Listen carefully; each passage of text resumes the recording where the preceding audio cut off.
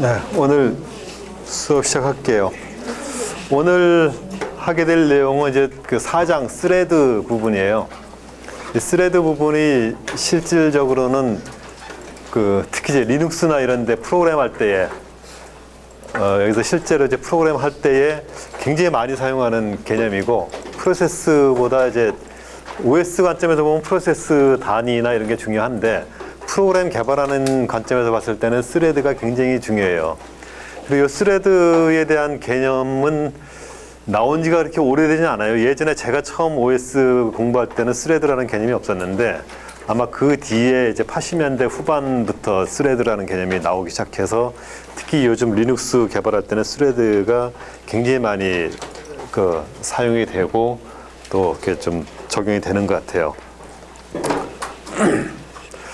그동안 우리가 이제 공부했던 게 프로세스 중심으로 좀 공부를 많이 했었고, 프로세스가 어떻게 생성이 되고, 그리고 프로세스 생성하고 또 프로세스 간에 어떤 커뮤니케이션 하기 위해서 쉐어드 메모리나 파이프 이런 것들을 어떻게 사용하는지, 이런 것들을 좀 쭉 공부를 했었어요.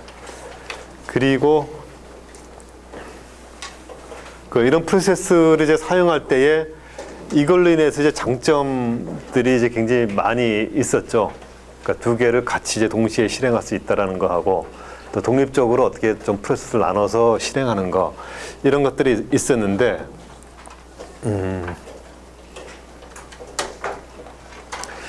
이 프로세스를 사용하다가 보니까 장점도 많은데 좀 문제나 단점들도 좀 있어요. 뭐냐면 예를 들어서 이제 프로세스가 P1, P2, P3, P4 이렇게 쭉 동시에 프로세스가 실행된다고 했을 때에, 이 프로세스가 이제 한 프로세스가 계속 하나의 프로세스에서 실행되는 게 아니라 스위칭이 되죠. 그러니까 CPU가 여러 개 있을 수도 있지만 CPU가 하나하고 프로세스가 여러 개 있다 보니까 프로세스가 이제 스위칭이 되면서 번갈아 가면서 실행이 돼요. 그리고 프로세스와 프로세스 간에 데이터 커뮤니케이션을 할 필요가 있는데, 데이터 커뮤니케이션 할 때마다 대부분 보면은 어떤 중간에 어떤 메시지 큐나 시스템 콜을 통해서, 커널을 통해서 IPC, 그러니까 프로세스 간 통신을 하게 되죠. 근데 이 두 가지가 사실상은 굉장히 좀 오버헤드예요.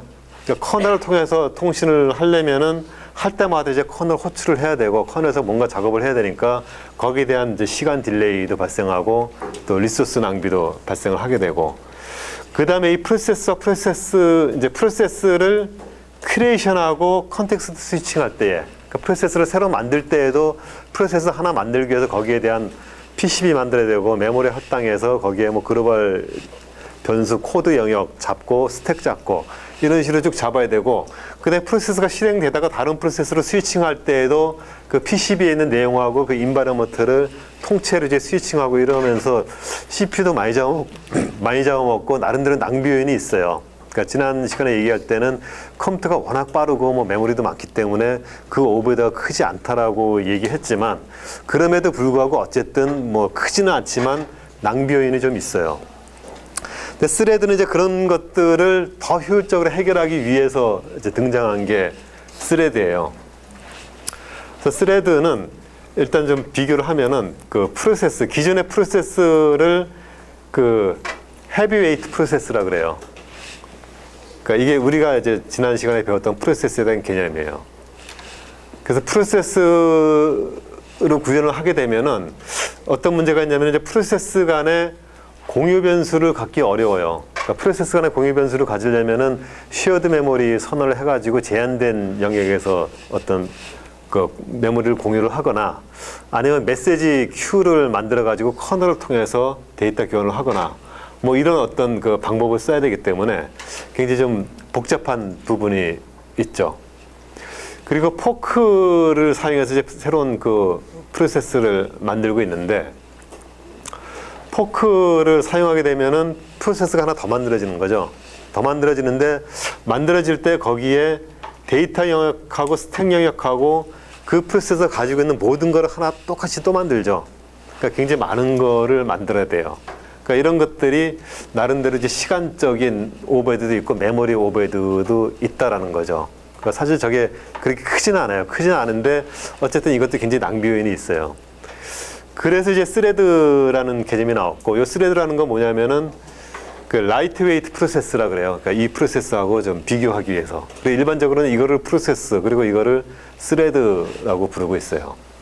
근데 이 스레드는 모든 운영 체제가 스레드를 다 지원하지는 않아요.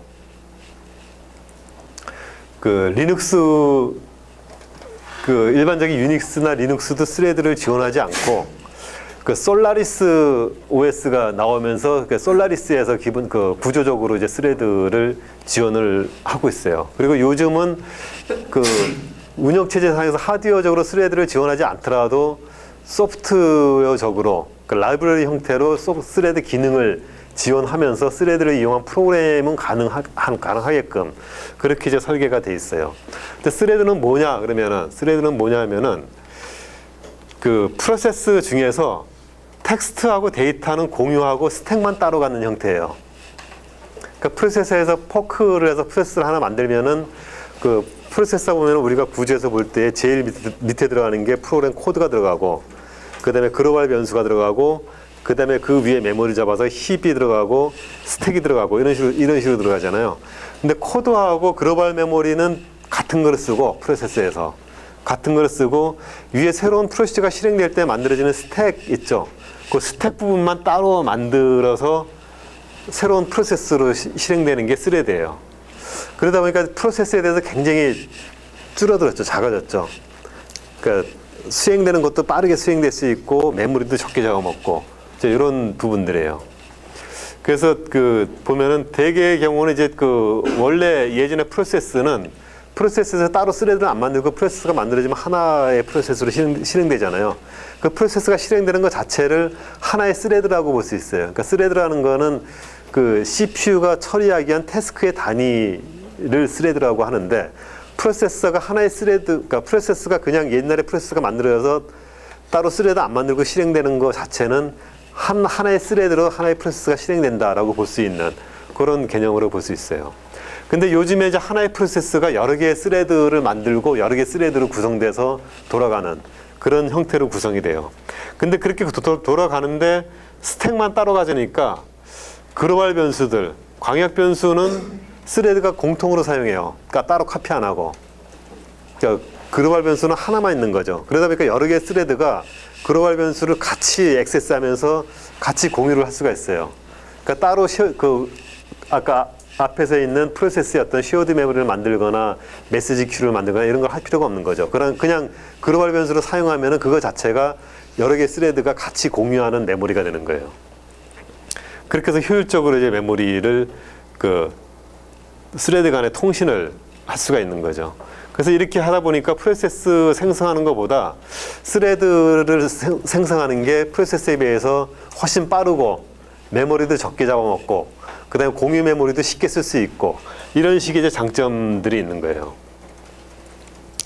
그래서 이 포직스 표준 함수에서 제공하는 그게 보면은 pthread라 그래가지고 pthread 라이브러리 인터페이스를 제공을 하고 있고, 이 함수를 이용해서 그 프로그램에서 그 스레드를 생성하고 뭐 만들고 같이 처리하고 이런 것들을 할 수 있게 돼요.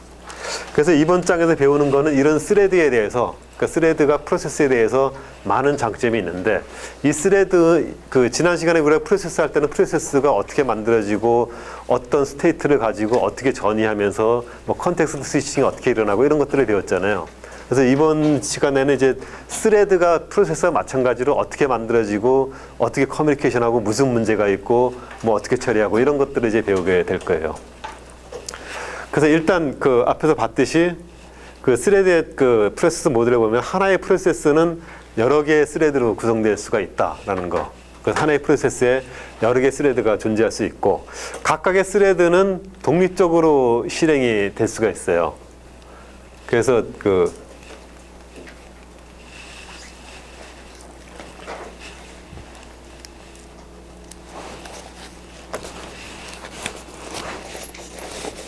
마우스를 해야 되겠다.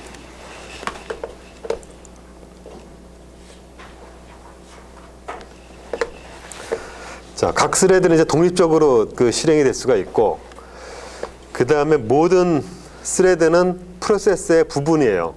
프로세스의 부분이고, 그래서 그 서로 통신하는 게 이제 쉽고 간단하고, 그 앞에 글로벌 변수를 공유하기 때문에 이제 나타나는 그런 현상이죠. 그래서 이 스레드에 대해서 이제 라이트웨이트 스레드, 그러니까 프로세스 중에 라이트웨이트 프로세스라고 했죠. 그래서 좀 경량화된 라이트웨이트 스레드에 대한 크리에이션하고 또 스레드에 대한 컨텍스트 스위칭이 일어나면서 프로세스보다 훨씬 좀 그 간편하게 그렇게 활용이 돼요. 이 그림에서 보면 여기 하나의 프로세스고, 이 하나의 프로세스 안에 스레드를 3개 만든 예예요. 스레드를 3개 만들었다고 했을 때에 이 스레드들 간에 코드하고 데이터는 하나만 있어요. 스레드마다 갖는 게 아니고 하나만 있고, 각각의 스레드는 그 이렇게 구성이 돼요. 스레드 코드하고 스레드 데이터하고 스레드 스택이 있는데, 이 스레드 코드하고 스레드 데이터는 여기 있는 프로세스의 데이터하고 코드하고 달라요. 그러니까 여기 있는 스레드 코드하고 스레드 데이터는 거의 코드가 없이 굉장히 미니멀한, 기본적으로 스레드 만들어주고 끝났을 때 이제 리턴하고 이런 거에 대한 기본적인 코드 정도만 들어있고 거의 없는 셈이에요. 그래서 실질적으로는 이 스택만 있다라고 볼 수 있어요. 근데 이렇게 했을 때에 이런 구조를 가지고 이 스레드가 어떻게 실행되는가, 그거를 봤을 때에 사용자 입장에서 보면은 그 프로세스 하나를 만들어 가지고